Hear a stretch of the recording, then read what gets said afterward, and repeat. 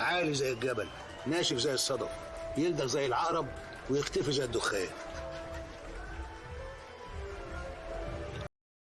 الله الله الله الله الله الله، الواد هيبقى كابتن حسنات. ايوه زي ما سمعت كده، فيديو تريكات جديد. متهيألي بقى انت حفظت. قبل ما نبدأ بقول لك ايه، انزل بالانترو. انا مصمم مش ماشي قبل ما تتكلم.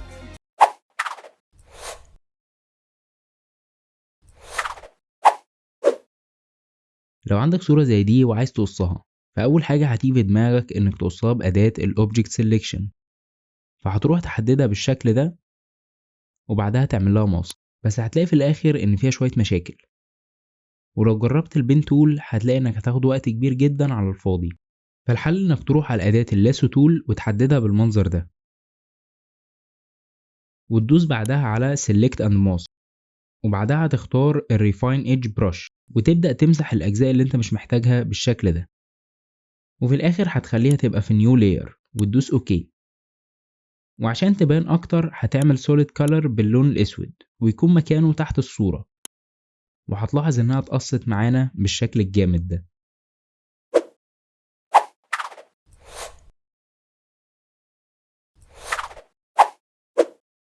لو عندنا صورة الراجل اللي راكب على الموتوسيكل ده وعايزين ندمجها مع الطريق اللي في الصورة، هنلاحظ إن مهما عملنا الصورتين مش هيندمجوا مع بعض أبدا، وده علشان الأبعاد بتاعة الصورتين مختلفة.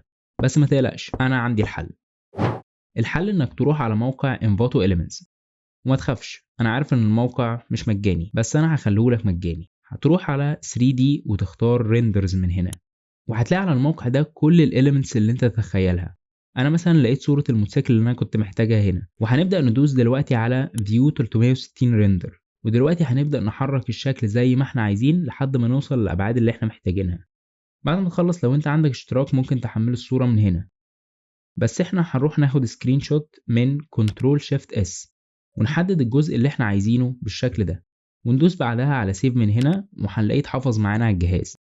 بس لو بصينا كويس هنلاقي ان الكواليتي بتاعت الصورة رايحة في داهية، وطبعا مش هينفع نستخدمها كده. فعلشان كده هنروح على موقع BigWish ونختار Enhance Photo من هنا. هنبدأ نرفع له الصورة بالشكل ده ونستنى لحد ما يخلص تحميل، وهتلاقي ان الكواليتي بتاع الصورة اختلف تماما زي ما انت شايف كده. دلوقتي هنعمل داونلود للصورة من هنا ونفتحها بالشكل ده على فوتوشوب. هنلاقي دلوقتي ان احنا نقدر ندمج الصورة مع الطريق بكل سهولة.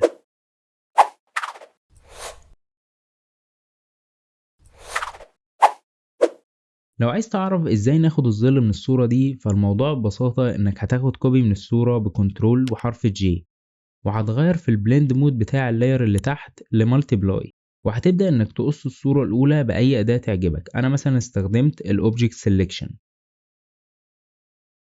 وبعد كده هنعمل لها ماسك وهنلاقيها اتقصت معانا بالشكل ده. ولو جربنا دلوقتي ان احنا نعمل سوليد كولر بأي لون، مثلا انا هختار اللون ده، هتلاقي ان الظل فضل موجود معانا بالشكل ده. ولو حاسين ان الظل محتاج يبقى غامق شوية فهندوس على كنترول L عشان نجيب الليفلز.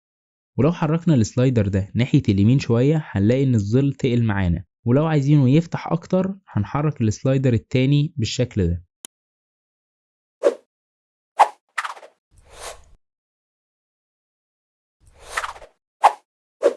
لو عندنا صورة زي دي وعايزين نقص الصاروخ ده بس نحدد معاه النار اللي خارجة منه، فلو عايز تعرف هنعمل كده ازاي كمل للآخر. اول حاجة هنحدد صورة الصاروخ بس بالاوبجكت سيلكشن،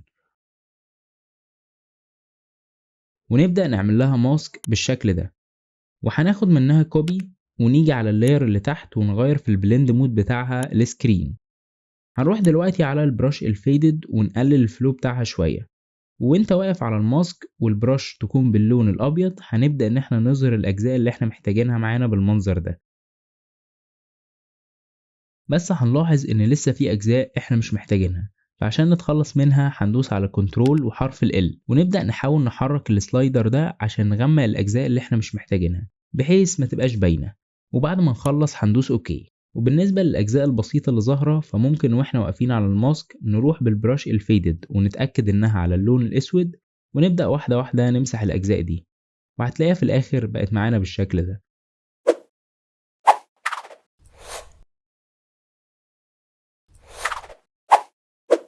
حرفيا انت فايتك كتير جدا لو لسه مش عارف الستايل ده في الكتابة، فخليني اقولك بيتعمل ازاي. اول حاجة هتكتب التكست اللي انت عايزه، وده الفونت اللي انا استخدمته. هناخد دلوقتي كوبي من التكست ونروح على اللاير اللي تحت ونحولها لسمارت اوبجكت، وعلشان نخليها باللون الاسود هندوس على كنترول وحرف اليو، ونبدأ نقلل اللايتنج بتاعها للآخر بالشكل ده. ونروح دلوقتي على فلتر بلور جاليري ونختار الباث بلور، ونحدد تاني اختيار من هنا، ونبدأ نزود في السبيد بتاعه. ممكن كمان نغير الاتجاه بتاع الحركة بالشكل ده، وفي الآخر هندوس اوكي. وبعد ما نخلص ده هيكون الشكل النهائي.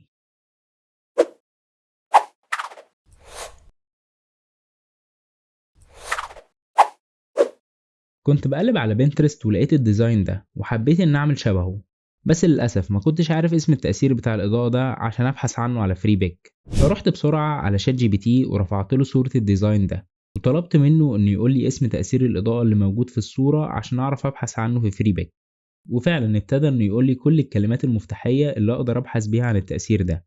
أخدت واحد منهم كوبي وحطيته على فريبيك، ولقيت إن كل النتائج اللي أنا كنت محتاجها ظهرت لي.